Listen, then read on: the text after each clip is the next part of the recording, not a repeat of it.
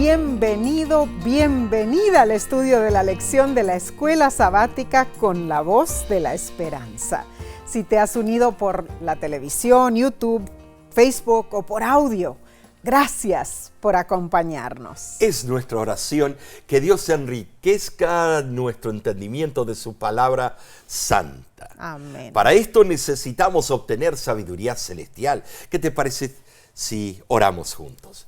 Padre que moras en los cielos, gracias por esta oportunidad de estar de nuevo con nuestros amigos y amigas. Que todo lo que digamos y hablemos y estudiemos sea para honra y gloria tuya. En el nombre de Cristo Jesús. Amén. Amén. Bueno, nos place en esta ocasión saludar por este medio a nuestra hermana Marta Saraí Díaz. Ella nos escribió diciendo: soy de la Iglesia Adventista de Placetas, Cuba. Les recuerdo con mucho cariño cuando les conocí personalmente hace casi 8 años, el 15 de marzo del 2017. Pasamos una tarde linda con la visita de la Voz de la Esperanza. Gracias por su ministerio, es de gran ayuda, pues soy directora y maestra de escuela sabática. Bendiciones y sigan siendo instrumento del Espíritu Santo. Lo más seguro es que nos volvamos a ver en la patria celestial.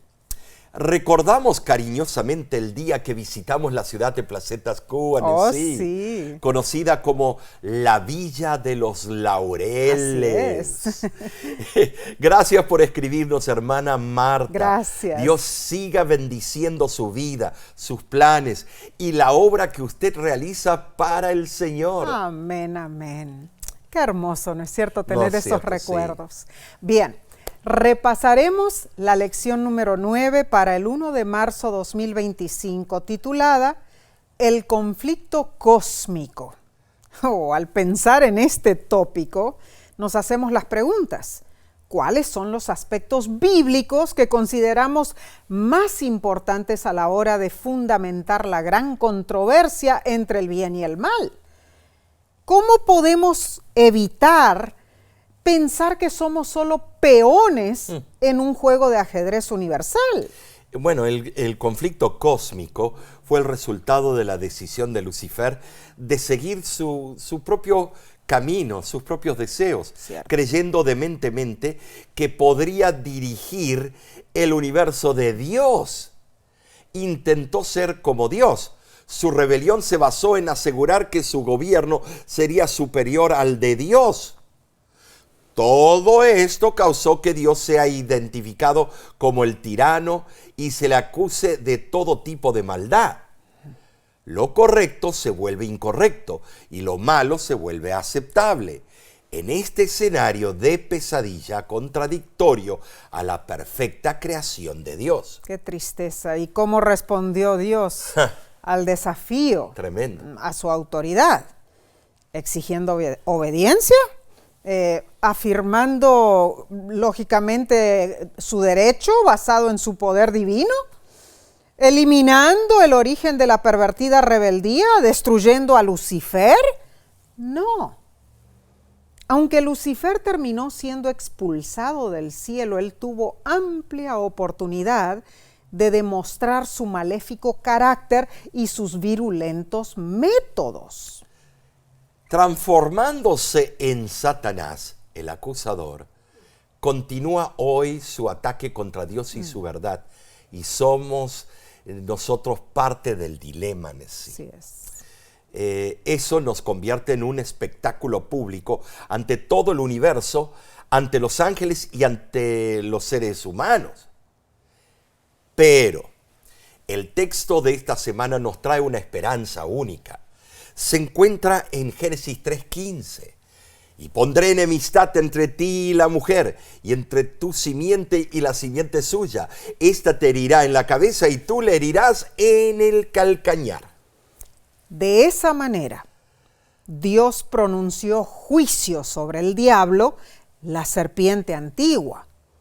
Ese juicio, expresado en lenguaje profético, siempre lo entendemos como una predicción de la venida del libertador, sí, la simiente que aplastaría la cabeza de la serpiente. En este anuncio está condensada la relación del gran conflicto entre Cristo y Satanás, una batalla que comenzó en el cielo, continúa en la tierra, donde Cristo ya ha derrotado a Satanás, y culminará con la destrucción del maligno al fin del milenio. Indudablemente, el gran conflicto entre Cristo y Satanás es el tema central de la teología bíblica, estimados. Impacta a cada ser humano a diario y al universo en general. Satanás intenta usurpar la adoración que se debe a Dios, pero al final será derrotado. ¿Saben? Sí, la lección de esta semana subraya 3 elementos principales. Primer elemento: el conflicto cósmico no es una batalla dualista entre poderes omnipotentes, más bien se centra en la perfección moral del carácter de Dios. Además, este conflicto no involucra a 2 poderes igualmente independientes, peleando una guerra sin fin, porque Lucifer fue creado originalmente por Dios, pero decidió cuestionar el carácter de su creador. Segundo elemento de la lección: el conflicto cósmico involucra al pueblo de Dios. Así es. Todo el universo siente sus efectos. En el cielo, Jesús fue el blanco principal de la rebelión de Lucifer. En el desierto, Satanás cuestionó la procedencia de Jesús. Sin embargo, Jesús salió victorioso y tiene el poder para hacernos hijos e hijas de Dios. Y el tercer elemento principal de esta lección es que la resolución del conflicto cósmico no puede ser prematura. Ahí está el problema. Queremos que ya se solucione todo. No puede ser prematura. Llegará un día en que Dios finalmente pondrá fin al mal. Amén. Mientras tanto, se permite que el mal llegue a la madurez para que todos los seres creados podamos ver las acusaciones falsas formuladas contra el gobierno de Dios. Pero mientras tanto mueren un montón de inocentes. Pero no te preocupes, que aquel que es inocente será resucitado y llevado con él a la patria eterna. Esta en verdad es una temática fascinante, tremendo, ¿no es cierto? Sí, me emociona. Pero aunque la idea de un conflicto cósmico entre Dios y las criaturas celestiales que han caído y se han rebelado contra él es un tema destacado de las Santas Escrituras y además prevalece grandemente en la tradición cristiana, muchos cristianos tristemente la han rechazado. Es cierto eso. Este no es un tema que podamos descuidar, hermanos, sin perder la esencia de las narraciones bíblicas, pues se hacen innumerables referencias al diablo y a los demonios que se oponen a Dios. Entonces, para iniciar el estudio de esta semana, abordaremos cómo podríamos responder a las siguientes 2 preguntas cruciales. Número 1, ¿dónde enseña la Escritura que existe un conflicto cósmico entre Dios y Satanás? Y número 2, ¿cuál es la naturaleza de ese conflicto según las Sagradas Escrituras? Tremendo va a estar esto. Va a estar increíble. Analicemos entonces la lección del domingo 23 de febrero titulada Un enemigo hizo esto. Y claro que sí, no fue Dios. Cuando observamos la naturaleza, percibimos características ambiguas que entremezclan el bien y el mal. Por ejemplo, los rosales producen rosas coloridas y fragantes, pero también espinas dañosas y dolorosas. Cierto. Un tucán puede impresionarnos con sus épicos colores y su extravagante pico, pero nos desanima cuando ataca el nido de otras aves y se come a sus frágiles polluelos.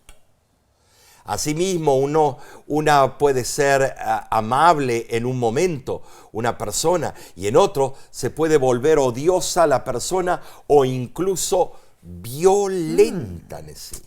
Tremendo esto. Hermano, hermana, en tu tiempo personal de estudio, te invitamos a leer la parábola del trigo y la cizaña. que se encuentra en Mateo 13 del 24 al 30. Resulta que el trigo crecía sano en el campo sembrado, pero al dar fruto se notó la cizaña.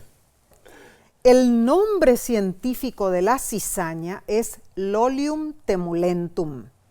Es una planta que alcanza sus 60 centímetros de altura, muy parecida al trigo. Sí lo es. Solo al madurar, sus granos pueden distinguirse fácilmente del cereal. Ahora, las semillas de la cizaña son venenosas. O sea, al ser ingeridas pueden causar vértigos, convulsiones e incluso la muerte. No es de extrañarse, sí, que en esta parábola los siervos le preguntaran al dueño del campo: Señor, ¿no sembraste buena semilla? ¿De dónde pues tienes cizaña? Esto es similar a la pregunta que a menudo hacemos hoy día con respecto al problema del mal. Si Dios creó al mundo bueno y perfecto, ¿por qué hay maldad en él? Tremenda pregunta, ¿no es cierto? Oy. Y Jesús respondió a esa pregunta narrando la respuesta que el dueño del campo les dio a sus siervos. Les dijo: un enemigo ha hecho esto. Teniendo esto en cuenta, entonces, Dios creó el universo perfecto, hermanos, pero un enemigo lo profanó con las misteriosas semillas del pecado. En verdad, al ver esta parábola, Jesús quiso enseñar que Él no había plantado la maldad y que sus consecuencias no eran el producto de la buena semilla. Jesús claramente identificó al que siembra la buena semilla como el Hijo del Hombre. Además, explicó que el campo es el mundo y que el enemigo que sembró la cizaña es el diablo. Así Jesús describió explícitamente el conflicto cósmico entre Cristo y Satanás. Entonces, ¿por qué existe el mal en nuestro mundo? El mal es el resultado del enemigo, el diablo, que se opone a Cristo. No culpes a Dios por tu desgracia. Ese enemigo fue el que hizo el daño. Sin embargo, la respuesta del dueño provocó otra pregunta por parte de los siervos. Entonces, ¿quieres que vayamos y arranquemos la cizaña? En otras palabras, los siervos querían saber: ¿por qué no desarraigamos el mal inmediatamente? Pero el dueño del campo dijo: no, porque al arrancar la cizaña se arrancaría también el trigo. Dejen que crezcan los dos hasta la cosecha. Cuando llegue el momento, les diré a los segadores que recojan primero la cizaña y la aten en manojos para quemarla, y que después guarden el trigo en mi granero. Según esta parábola, llegará el día cuando Dios acabará con el mal, hermanos. Pero desarraigarlo antes de tiempo provocaría daños colaterales irreversibles que perjudicarían al bien. Y así el conflicto cósmico continúa. El enemigo siembra cizaña y ésta crece con el trigo. Ahora, Omar, nosotros en realidad no podemos ver ese enemigo que ha hecho esta maldad con nuestros ojos mortales, ¿no es cierto? Solo vemos el resultado. Pero todo lo malo, hermanos, es producto de esa semilla mala, claro, sembrada por ese enemigo, el diablo. Y no olvidemos, Nesí, que la siembra de la cizaña no solo es una acción malvada, sino también engañosa. ¿Por qué? Bueno, porque cualquier intento correctivo de arrancarla inmediatamente para arreglar la situación problemática puede poner en peligro el trigo, la buena semilla. Seguro. Por esta razón, la necesaria distinción y separación entre ambas plantas debe esperarse hasta la cosecha o el juicio final. Tremendo eso. ¿Ya? Y es digno de notar también la narración de la autora Elena G. de White En cuanto a la reacción de Dios ante la rebeldía de Lucifer en las etapas iniciales del conflicto cósmico en el cielo, se presenta el mismo principio bíblico subrayado en la parábola del trigo y la cizaña.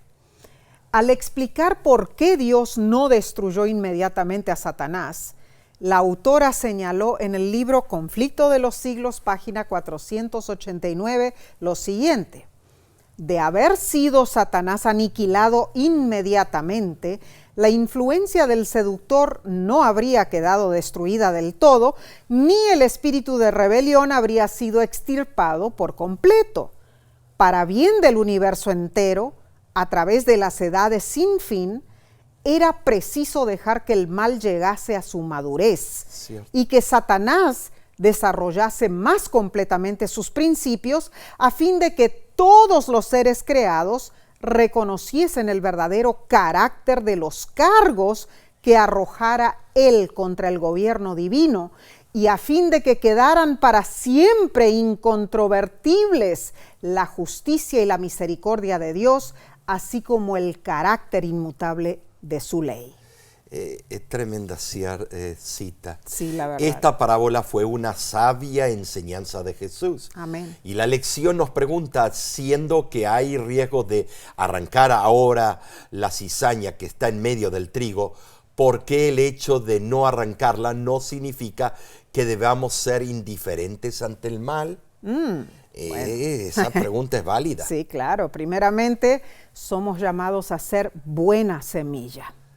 Vivamos una vida que honre a Dios, hermanos. Seamos luz en medio de este mundo donde el mal también crece. En segundo lugar, seamos pacientes y confiemos en el plan soberano de Dios. Finalmente, perseveremos en la esperanza, sabiendo que un día el mal será erradicado por siempre y los justos seremos recompensados finalmente.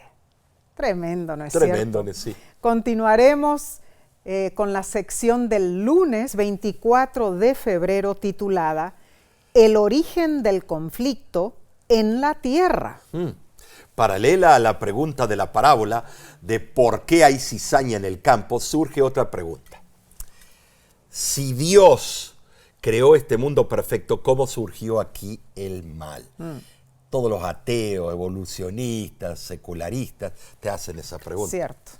Génesis 1:31 describe cómo Dios reaccionó al finalizar su creación. Dice, y vio Dios todo lo que había hecho, y he aquí que era bueno en gran manera. Y fue la tarde y la mañana el sexto día. Todo se veía perfecto. Ay, ay, ay. Adán y Eva y su instalación como gobernantes de la tierra concluyeron la maravillosa formación del globo terráqueo. Y el examen realizado al final de ese sexto día abarcó las obras completadas durante todos los días anteriores y dice que todo era bueno en gran manera. Qué maravilloso habrá sido, ¿no es cierto? Habrá sido increíble.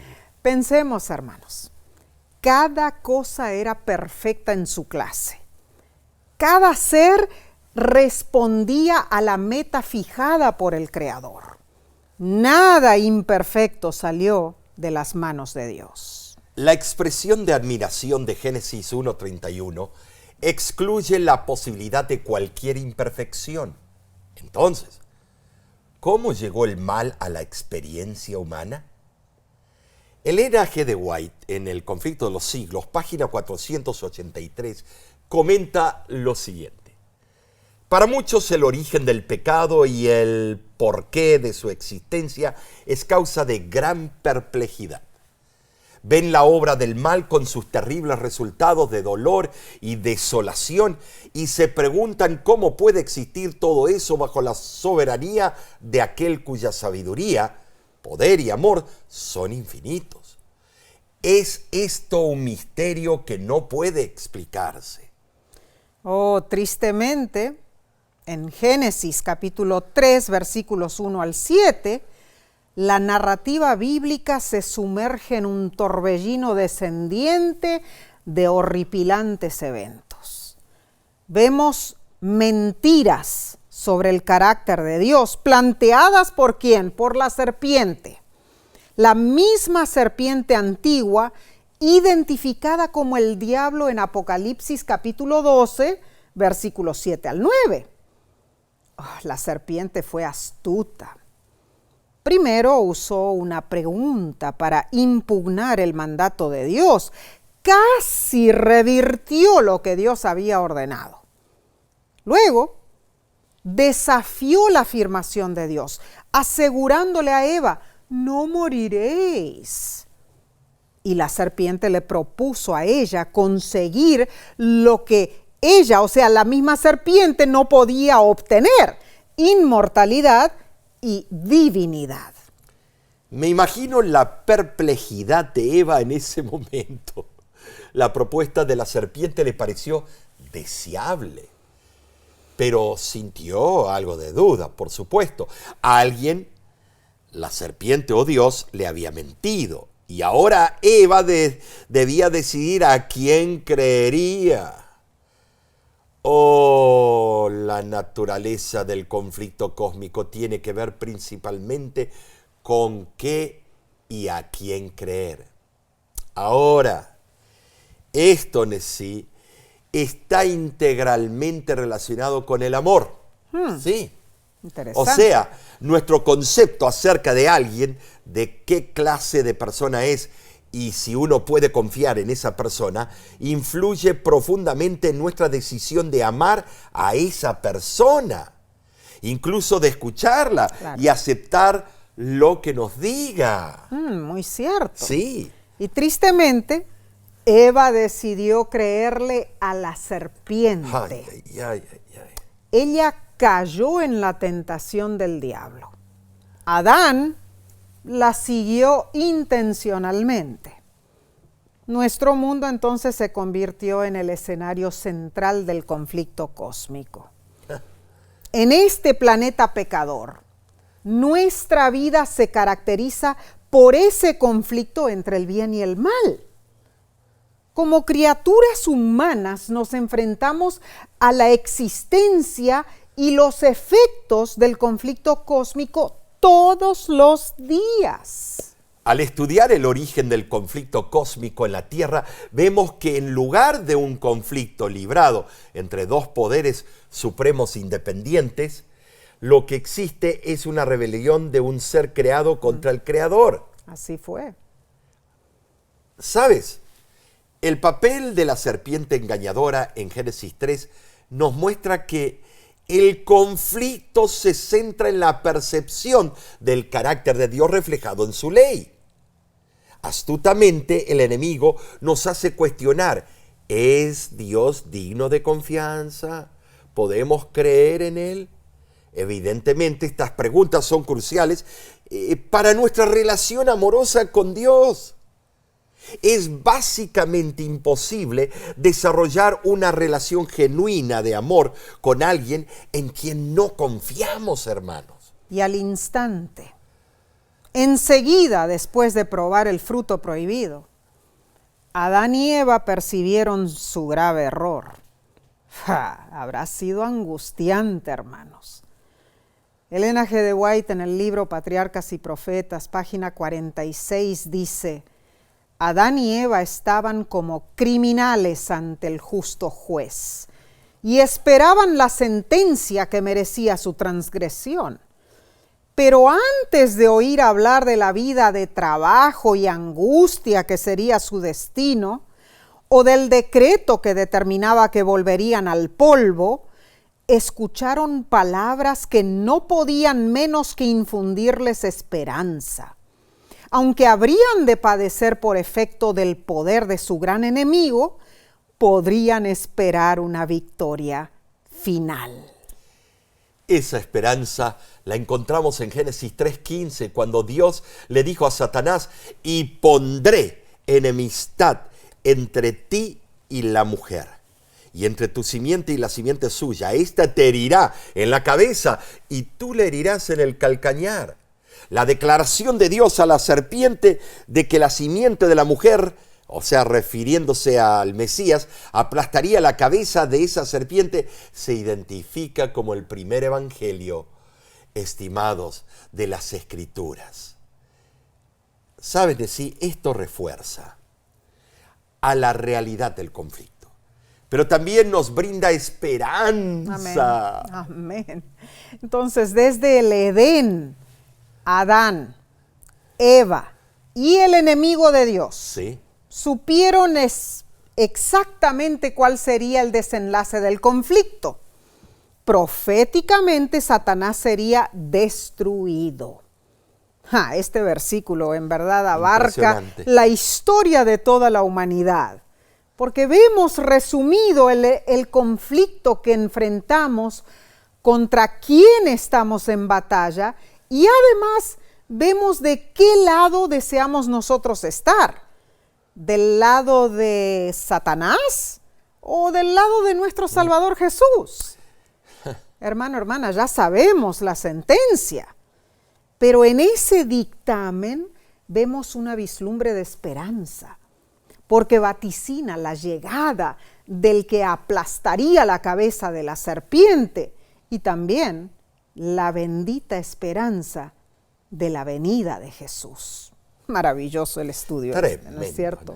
Bien, pasemos a la lección del martes 25 de febrero titulada El origen del conflicto en el cielo. Esparcidas en las páginas de la Biblia hay referencias y alusiones a una guerra incesante entre Dios y Satanás, a nivel cósmico y personal. Muchos piensan que todo comenzó con el Génesis. Pero los primeros 3 capítulos de Génesis insinúan que el mal existía antes de la caída de Adán y Eva. Cierto. Aunque, hermanos, el mal no era una realidad concreta en el Edén, conceptualmente el mal ya había aparecido en el nombre del famoso árbol del conocimiento del bien y del mal. Después la serpiente, el diablo, acusó a Dios de mentir, cuando en realidad la serpiente era la mentirosa. Claramente la existencia de la serpiente y de su mentira demuestra la existencia del mal que nos agobia hasta el día de hoy. Así comprendemos que en el Edén y antes de la caída la presencia del mal ya era manifiesta. En sí, el mal se había originado en el cielo. Ezequiel capítulo 28 del 12 al 19 explica que un ser creado por Dios, un querubín, deseó ser igual a Dios. Según Éxodo capítulo 25 versículos 19 al 20, los querubines tienen alas, son ángeles majestuosos. Ezequiel 1:15 dice que en ellos hay semejanza de hombre. Esto es fascinante, ¿no es cierto? Impresionante. Vemos también que las escenas narradas en Apocalipsis capítulo 4 del 6 al 9 también mencionan que los querubines magnifican la santidad y el poder de Dios. Así es. Y además de cantar alabanzas, ellos sirven como un recordatorio visible de la gloria divina. Nos cuenta la Biblia que antes de caer, el ser que llegó a ser conocido como Satanás se llamaba Lucifer. Así era. Era un querubín, un ángel protector. Era el sello de la perfección, lleno de sabiduría y hermosura. Wow. Y estaba en el Edén, en el huerto de Dios. Tremendo.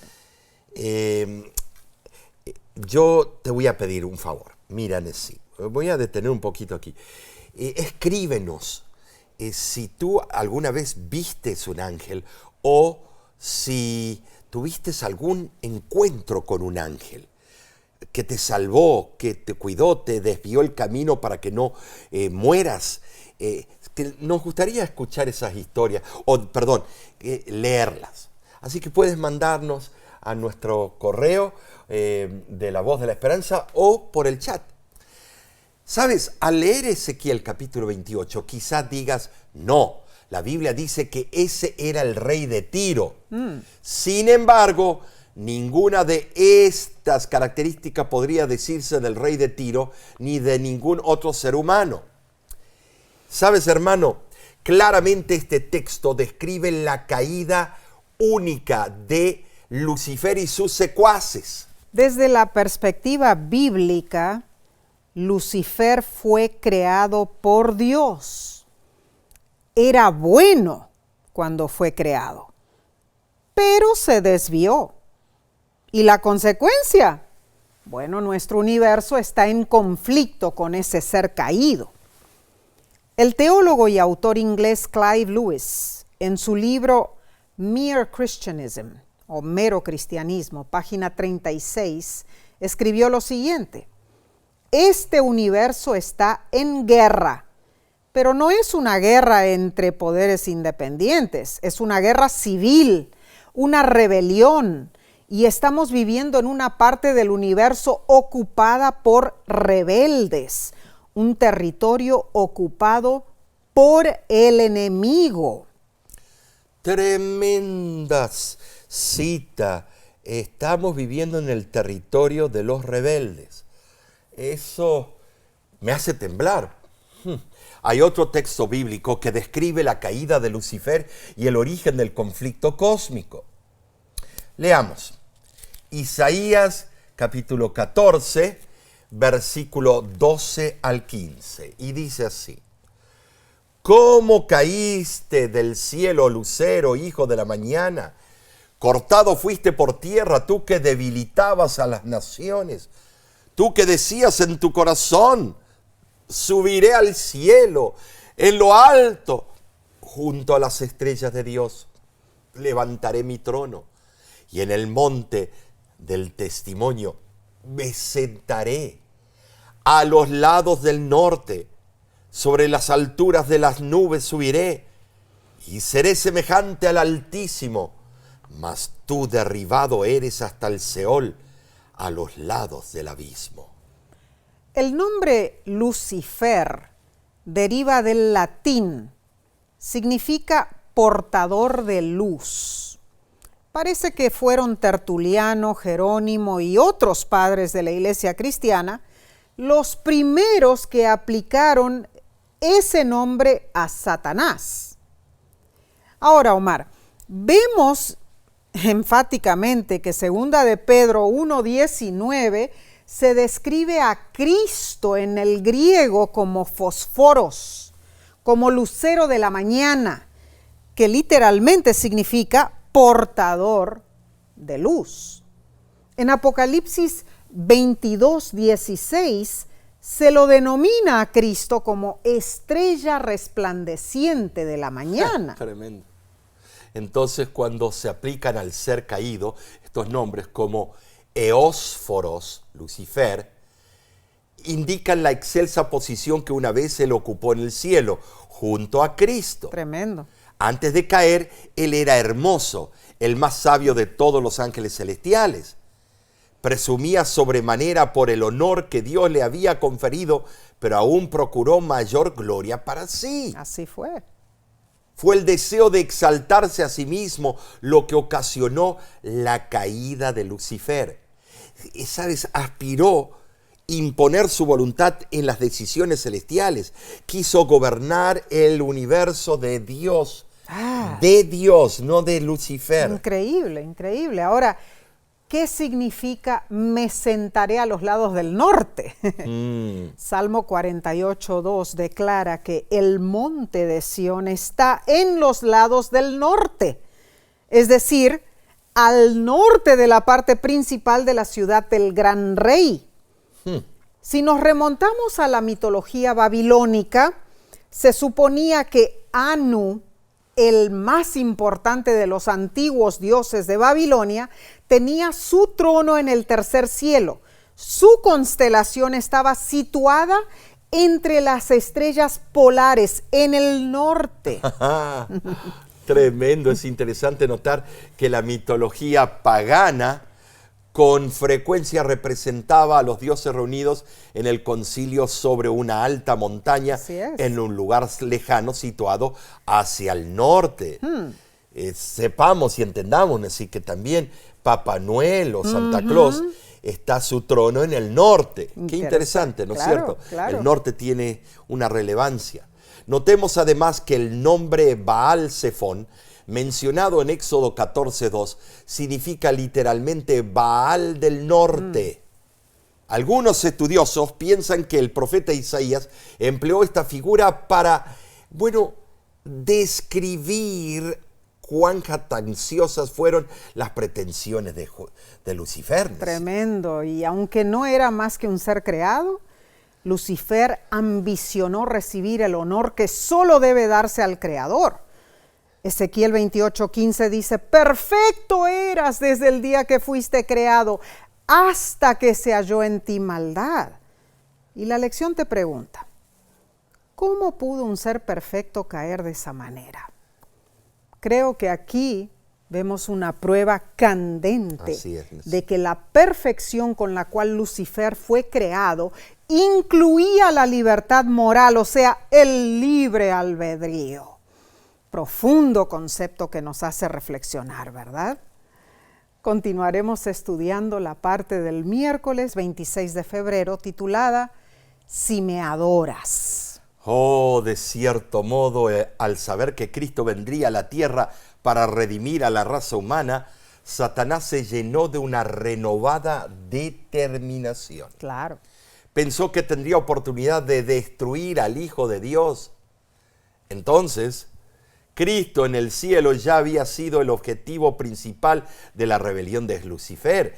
Ahora su condición terrenal como nuestro Redentor, como el segundo Adán, hizo que Cristo encarnado fuese el objetivo principal de los ataques intensificados de Satanás.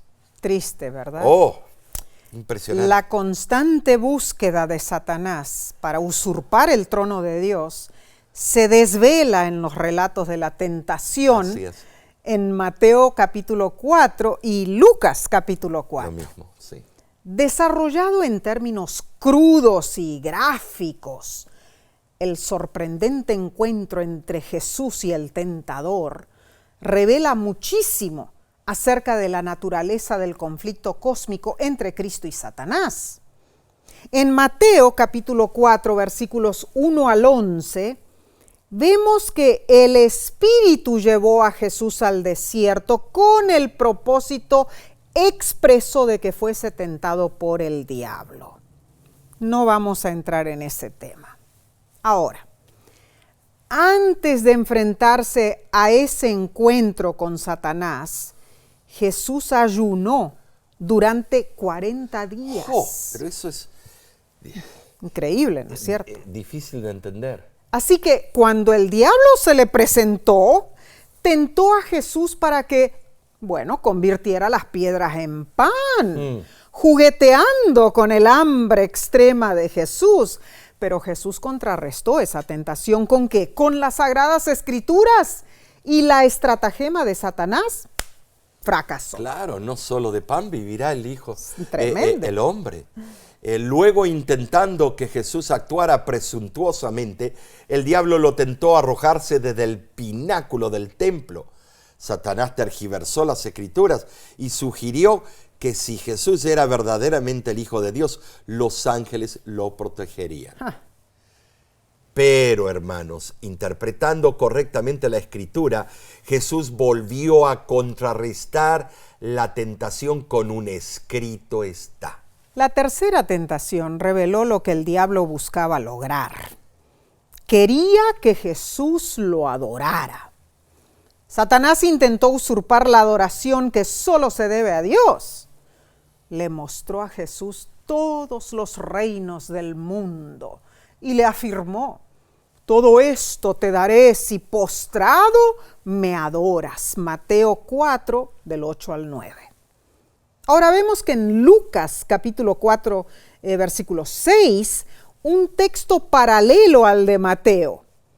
Pero el diablo allí afirmó de esta manera: a ti te daré todo el poder de estos reinos y la gloria de ellos, porque a mí me ha sido entregada y a quien quiero la doy. Una vez más, Jesús contrarrestó la tentación con las Escrituras y nuevamente Satanás fracasó. Notablemente en los tres casos, Jesús usó las Escrituras para defenderse de los ataques del enemigo. El relato de la tentación nos puede parecer drástico al ver cómo Satanás buscó aprovecharse de la condición de Jesús después de un gran ayuno. Pero hay una buena noticia en sí. Tenemos una historia positiva de la humanidad en Jesús, el nuevo Adán. O sea, mientras Adán cayó en la tentación en el Edén, Jesús salió victorioso de la tentación en el desierto. Amén. Y su victoria abrió un nuevo horizonte para nosotros en el conflicto cósmico, porque Cristo es el nuevo Adán. Gloria a Dios. La nueva cabeza de la familia humana. Tremendo eso, ¿no es cierto? Qué impresionante. Alabado sea el Señor. Ahora, hay otro punto interesante.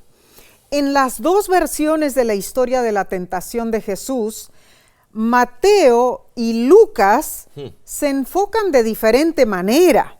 Veamos. Diferentes ángulos. Claro. En lugar de la referencia universal de Lucas a Adán, Mateo parece tener en mente al pueblo de Israel.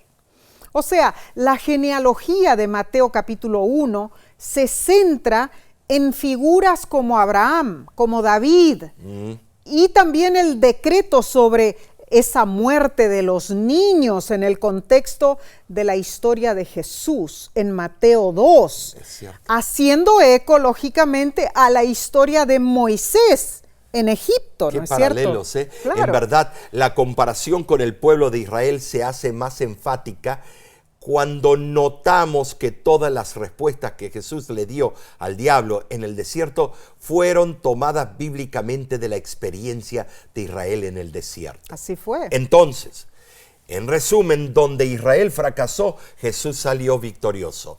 Esto también nos abre un nuevo horizonte en el conflicto cósmico, porque Cristo ya ocupa el lugar representativo como líder del nuevo Israel. Amén y amén.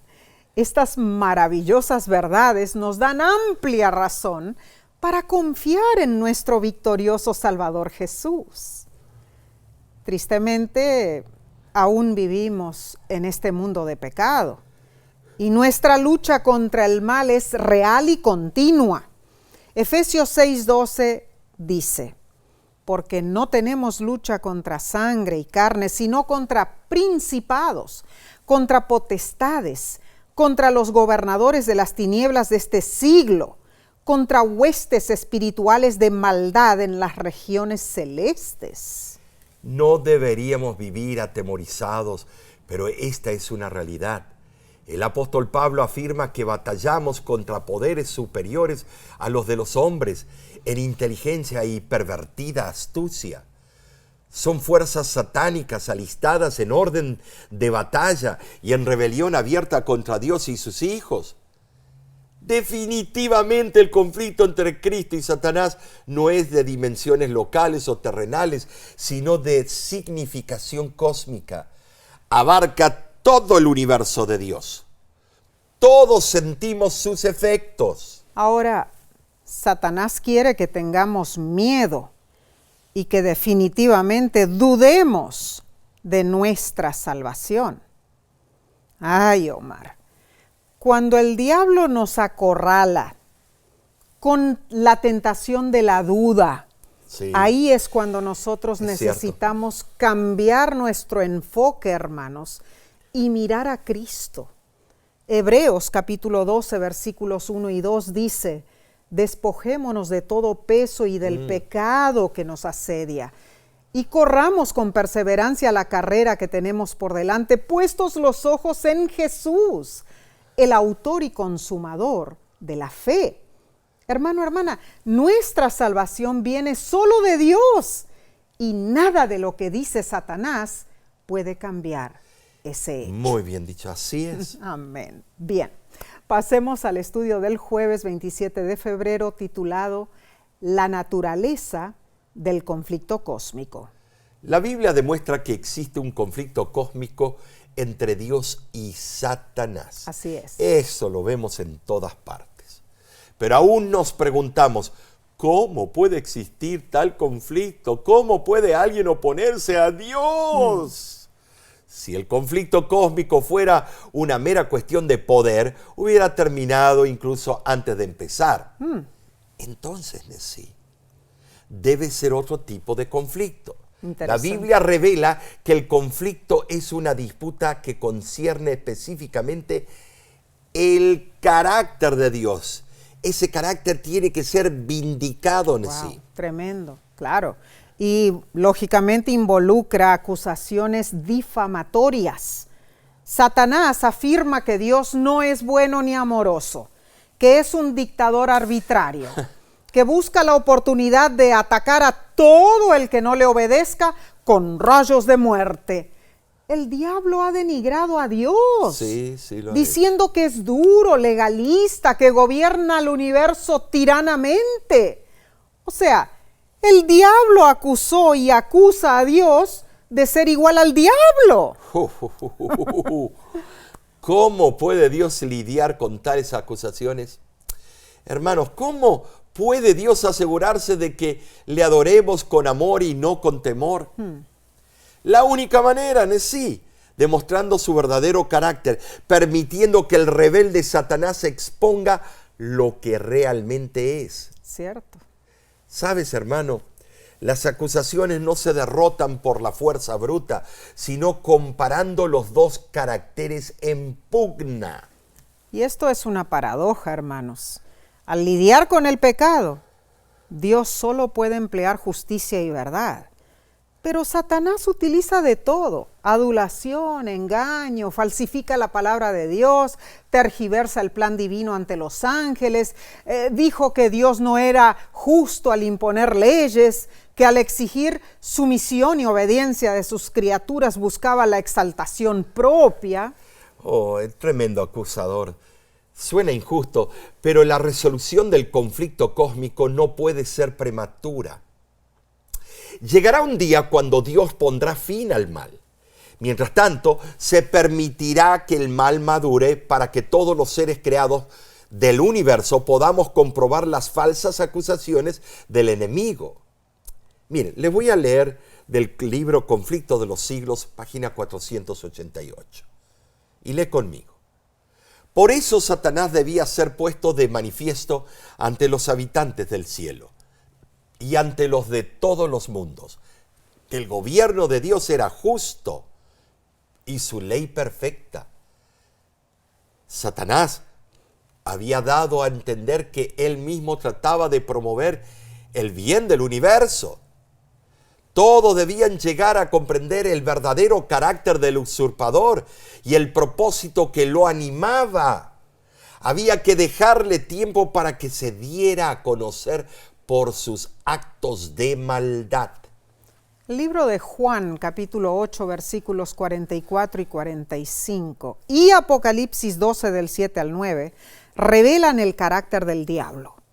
Desde el principio, Satanás ha intentado hacernos creer que Dios no es justo, que su ley es opresiva y dañina. Jesús se refirió al diablo como mentiroso y padre de mentira, Juan 8:44. Y como mentiroso, Satanás fue expulsado del cielo y nunca podrá morar otra vez allí. Tampoco sus seguidores, porque dice Apocalipsis 22:15, los perros estarán fuera, los hechiceros, los fornicarios, los homicidas, los idólatras y todo aquel que ama y hace mentira. Ahora nota que perros no es el wuf wuf guau guau que tenemos en casa. Está hablando en forma despótica de cierta clase de pecadores. En contraste, Jesús vino a dar testimonio de la verdad. Juan 18:37 así lo afirma, contrarrestando las mentiras de Satanás para derrotarlo. Apocalipsis 12, del 9 al 10, identifica a Satanás de tres maneras. serpiente antigua, el que en la corte celestial acusa al pueblo de Dios y el dragón gobernante que engaña al mundo. La palabra griega traducida como diablo significa calumniador. Esto comprueba que la naturaleza del conflicto está en pugna con el carácter divino. Hermano, hermana, afrontamos diariamente los efectos del conflicto cósmico. ¿Cómo puede esto hacernos más conscientes y dispuestos a depender de Dios? ¿Sabes, Nesí? Comprender la naturaleza de Dios corre el telón dejando al descubierto el hecho de que nuestra vida es un microcosmo del conflicto cósmico. Sí, sí lo es. ¿Sientes las realidades del conflicto en tu vida? Estoy seguro que sí. Pero esto te da una gran oportunidad. ¿Sabes? Hoy puedes decidir del lado de quién estás. Claro. Del lado del mentiroso Satanás o del lado del amoroso Salvador, Cristo Jesús. Ojalá que Dios nos ayude a mantenernos de parte del ganador, nuestro Amén. Creador, Salvador y Redentor. Amén. Repasemos entonces lo que estudiamos. Número 1. El enemigo, no Dios, fue quien plantó la cizaña. Es cierto. Número 2. Desde el Edén, Adán y Eva y el enemigo supieron que el desenlace del conflicto resultaría en la destrucción final de Satanás. Número 3. Aunque era un ser creado, en el cielo Lucifer pretendió ser igual a Dios, originando así el mal. Número 4. Cristo encarnado fue intensamente atacado por Satanás, pero Cristo salió vencedor. Gloria a Dios. Amén, amén. Y número 5. Al lidiar con el pecado, Dios solo emplea justicia y verdad, mientras que Satanás utiliza adulación y engaño. Esta lección sí nos ha enseñado que el conflicto cósmico es real. Claro. Ocurre todos los días, pero que somos vencedores en Cristo Jesús. Amén y amén. Ahora, la semana que viene profundizaremos más este tema. La próxima lección se titula Las reglas del conflicto. Acompáñanos, estudiemos juntos y comparte estos repasos. ¿Te has dado cuenta de sí que cada lección está un peldaño más alto, con más emoción? Seguro que sí. Está la acción aumentando y vamos a llegar a un clímax al final de este trimestre. Así va a ser. Pero por favor, acompáñanos. Tenemos más de 126,000 suscritos en nuestro canal de YouTube. Invítalos, hay muchos que se olvidan de sintonizar. Claro, pero es importante estás, compartir. En nuestro canal, compártelo. Seguro. Y estos repasos, además, que otras personas puedan unirse y aprender estas maravillosas verdades. ¿Sí? La verdad que sí. Y no olvides sintonizar el interesantísimo tema de este viernes. Lleva por título Hay que vencer. Sí, ¿cómo se vence? Vamos a estudiar la palabra vencedor en forma bíblica, espíritu y profecía, en el original, en el griego. Es interesante porque decimos hay que vencer y de verdad no sabemos de verdad qué hay de trasfondo. Va a estar buenísimo. ¿Sabes? La Voz de la Esperanza desde 1942 utiliza los medios masivos de comunicación para el Evangelio. Tu compañía nos alienta a continuar haciendo esta obra de Dios. Gracias por tu apoyo, tus oraciones y por tu ayuda financiera. Amén. Si deseas obtener más información sobre el ministerio La Voz de la Esperanza, visita nuestra página lavoz.org. Dios te bendiga y te guarde. Dios haga resplandecer su rostro sobre ti y tenga de ti misericordia. Dios alce sobre ti su rostro y ponga en ti paz.